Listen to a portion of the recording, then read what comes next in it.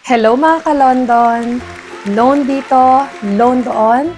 For today's video ay panibago na namang online loan application ang ating re-reviewin. Tara, samahan niyo kung alamin kung ito na ba ang magiging solusyon sa pera problema natin. Siyempre, kung bago ka pa lang sa channel na ito ay mag-subscribe ka na at i-click ang notification bell para lagi kang updated sa mga susunod pa nating mga videos. Ngayong araw nga ay mayroon na naman tayong i-review isa na namang online loan application. Sabay-sabay nating alamin kung totoo ba talaga yung pinapakita nila sa ads nila. Dahil sabi nila, pwede ka daw mag-loan ng 10,000 pesos at may loan term na 6 months at ang yung repayment amount lang is 10,400 pesos. At kung ikaw naman ay maglo-loan ng 20,000 pesos, ang loan term niya ay 9 months at ang babayaran mo lang is 20,800 pesos. At ito pa, kung maglo-loan ka naman daw ng 30,000 pesos, ang loan term niya is 12 months or up to 1 year at ang babayaran mo lang daw ay 31,000 pesos. So dito sa review natin ay alamin natin kung totoo ba talaga itong ino-offer nila na ito. At bukod dyan, syempre alamin din natin kung ito ba ay nagpo-post sa social media pag hindi ka nakakabayad on time at kung gaano ba talaga katotoo yung interest na ino-offer nila na sobrang baba. At dito sa review natin ay hindi lang yan ang ating pag-uusapan dahil tuturuan ko rin kayo ng step-by-step procedures kung paano ba mag-loan at kung magkano na lang ba talaga ang makukuha natin sa amount na ilo-loan natin. Naku, napakarami nang naloko ng mga online loan application na yan. Kaya, wag mo nang hayaang maging isa ka pa sa kanila. Kaya tama ang ginagawa mo na nanonood ka muna ng ganitong klase ng review para at least bago mo subukan, bago mo itry, at bago mo ibigay yung personal information ay nakasisiguro ka muna na legit talaga ang online loan application na balak mong pag-loanan. At kung desidido ka na talagang mag-loan, ay siguraduhin mo lang na ilimit sa 3 hanggang 5 contacts ang nasa phone book ng iyong cellphone para at least kung mag-message man yung mga agent ng Ola, ay hindi lahat masenda ng messages yung nasa phone book mo. At kung makikita mo nga itong ads na to online, ay wag mo munang ita-download ang application na ito at hayaan mo munang ako ang mag-try para sa inyo. Kaya wag na nating patagalin pa, simulan na natin. Ang online loan application nga pala na re-reviewin natin ngayong araw yung walang iba kundi ang Bilis Peso. Gaano kaya kabilis ang pag-apply dito o gaano kaya kabilis ang pagtaas ng interest nito? So yan ang aalamin natin ngayon. Ito pala ay may 4.8 na ratings, napakataas at upon checking is SEC registered din ito. Pero syempre, hindi lahat ng SEC registered ay legit na makatutulong sa oras ng ating pangangailangan. Kaya mas magandang siyasatin muna natin at itry ko muna para at least makasiguro tayo. At disclaimer lang pala, hindi ako nagpo-promote ng kahit anumang online loan application dahil ang purpose lang ng ating video ay magkaroon kayo ng idea kung saan ba talaga magandang mag-loan at anong online loan application ang legit at makatutulong sa atin sa oras ng pangangailangan.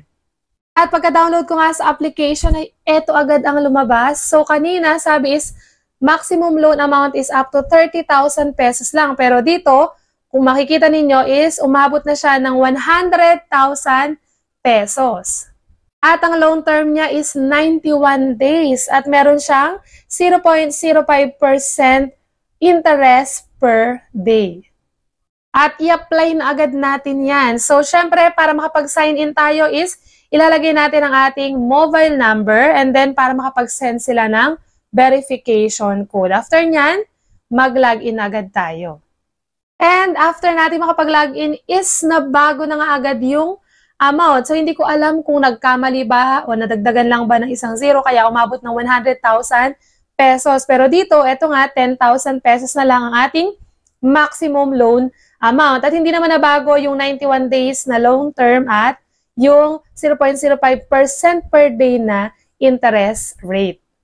At after nga nating makapag-register is nagulat ako dahil nandito na agad tayo sa pinakadulo, yung loan details. So, malalaman agad natin kung magkano ba yung pwedeng ibigay sa atin na credit limit. At hindi lang ako sa loan details nagulat dahil kung makikita nyo dyan, nakalagay is Tala Cash. So, ibig sabihin, Yung bilis peso is si Tala Cash din pala. So yung Tala Cash na ito, hindi ito yung Tala Cash loan application na sikat na alam natin na legit. Dahil itong Tala Cash na ito is bago lang. So hindi natin alam kung bakit ginaya yung pangalan ng Tala Cash. At dito nga is inaproban tayo ng 2,000 pesos. So tingnan nga natin kung magkano ba talaga ang makukuha natin dun sa amount na niloan natin, which is 2,000 pesos. At eto na nga, no, hindi natin makukuha yung buong 2,000 pesos. So, makukuha lang natin is 1,200 pesos. Saan kaya mapupunta yung halos kalahati or 800 pesos dun sa niloan natin? So, yung repayment amount natin is 2,000 pa rin. Tapos, yung kanyang processing fee ay 667 pesos, which is napakataas. And yung kanyang total interest fee is 13 pesos. At hindi lang yun, dahil may babayaran ka pang risk control service fee. Kaya umabot siya ng 800 pesos. Doon sa 2,000 na niloan natin is, ang makukuha lang natin is 1,200 pesos. Ayan, kagaya ng sinabi ko, hindi siguro nila napalitan pa yung pangalan ng kanilang loan application na bilis peso. Kasi ang nakalagay pa rin dito is Tala Cash. Kaya napaka-importante na bago ka mag-loan or bago ka mag-try, sumubok, is nanonood ka talaga muna ng mga ganitong klase ng review dahil napakahirap magbigay ng personal information. Dahil kagaya nga nito, umabot na agad tayo sa loan details samantalang hindi pa naman ako naglagay ng GCash number ko. So agad-agad is connected na agad dun sa aking GCash number. At bukod pa nga dyan is hindi totoo yung nakalagay sa kanilang ads na pwede nating bayaran yung loan natin ng 91 days up to 1 year. Dahil dito is 7 days lang din is kaya kailangan mo nang bayaran yung niloan mo. And ilang beses na rin tayo naka-experience ng ganito na hindi pa naman natin na buong na-apply yung ating or hindi pa natin naibigay lahat ng ating details pero connected na agad lalong-lalo na dun sa disbursement method nila at kadalasan is GCash. Kaya napakahirap talagang magbigay ng mga ating personal information dahil madalas is connected sila sa iba pang online loan application at agad-agad is nagagamit or na-access nila yung ating information. Kaya talagang napaka-importante ng mga ganitong klase ng review para at least pag nalaman natin na hindi legit is hindi na natin itutuloy at hindi na rin masasayang oras natin sa pag-apply. At sa part nga na ito ay hindi ko na tinuloy ang paglo-loan dahil nakita nyo naman po yung dahilan. Unang-una, napakataas ng makakaltas. Dahil dun sa 2,000 na niloan natin, ang makukuha lang natin is 1,200. At pangalawa na dyan is ang bilis lang ng loan term. So, 7 days lang is babayaran mo na agad yung iyong niloan. At ayan nga, upon checking sa mga reviews, diyan natin malalaman kung sila ba ay nagpo-post online or nangungulit kapag hindi ka nakabayad sa due date mo. At ito nga yung nakita natin sa mga review ng mga nakapag-try na dito sa online loan application na ito. So sabi nung isang nakapag-try na is 5 days pa lang is nang haharas na sila or walang tigil na ang kanilang pag-message at halos kalahati nga daw yung mababawas dun sa ilo-loan mo or yung loan amount mo. So, ganun din nag-experience natin, napakataas ng kanilang nababawas. So, halos kalahati nung niloan mo is bawas na agad. At sabi pa nga ng isang nag-comment dito is napakabilis nga nilang makapagpalit ng name ng kanilang application.